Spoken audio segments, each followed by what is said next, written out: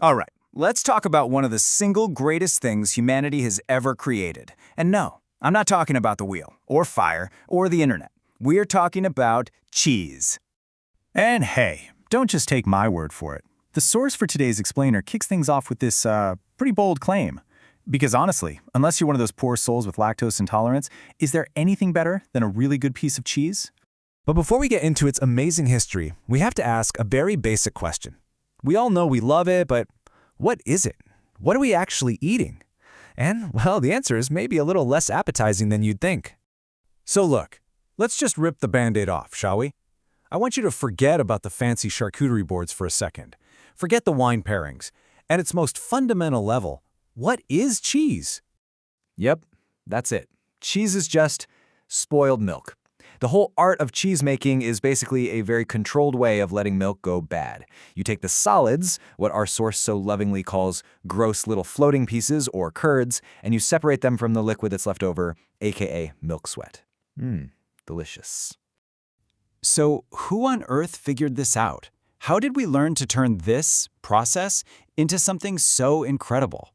Well, like a lot of great discoveries, it was a total accident. And it all started with a long trip and some, let's say, creative food storage.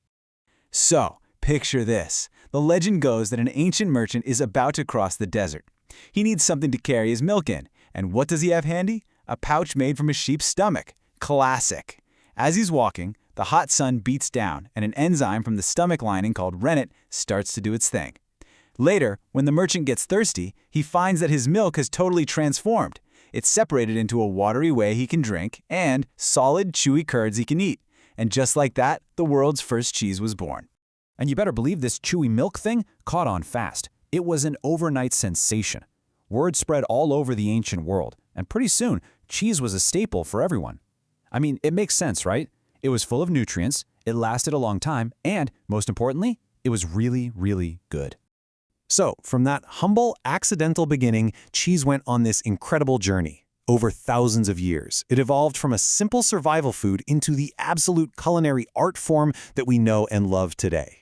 And when I say thousands of years, I mean it. We found evidence of people making cheese 8,000 years ago. Back then, it was all about making food last, so the cheeses were super salty and dry. It actually took a while for the all-stars to show up. Cheddar didn't pop up until the 1100s, then Parmesan in the late 1500s, followed by Gouda about 100 years after that. And all that evolution has brought us to today, where we now have, wait for it, over 2,000 different kinds of cheese. Yeah. And they range all the way from those plasticky American singles to, as our source cleverly puts it, the edible ones.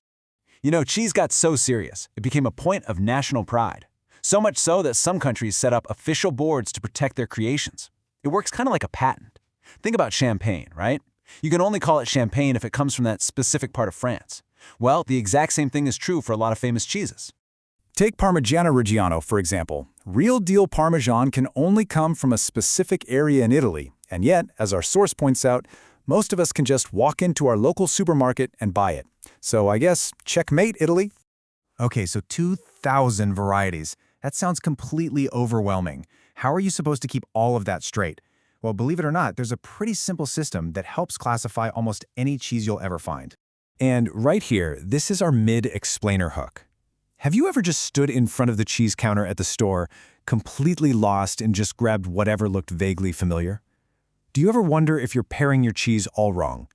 Well, pay attention, because this next part is going to seriously level up your cheese game. It's called the moist meter. And really, it all just comes down to how much water is in the cheese. On one end of the spectrum, you've got the fresh cheeses. Our source calls them mega wet. Things like ricotta or fresh mozzarella. Then you move into the soft, creamy stuff, like Brie. Next up are the semi-softs, like provolone, and the semi-firms, which is where you find your cheddars and Goudas. And all the way at the other end are the hard, dry cheeses like Parmesan, perfect for grating. But of course, there's always an exception to the rule, right? And that exception is blue cheese. This stuff is in a league of its own.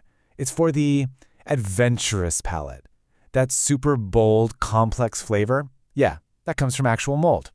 Which brings us to a general rule of thumb in the cheese world. As our source says, the smellier it is, the better it is.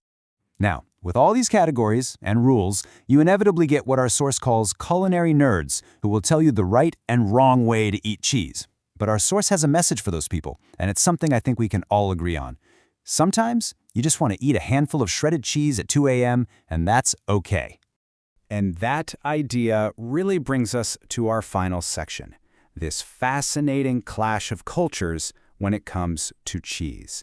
How can one food be both a highbrow work of art and a deep-fried stick? I mean, this contrast says it all. You go to France, and cheese is this elegant experience.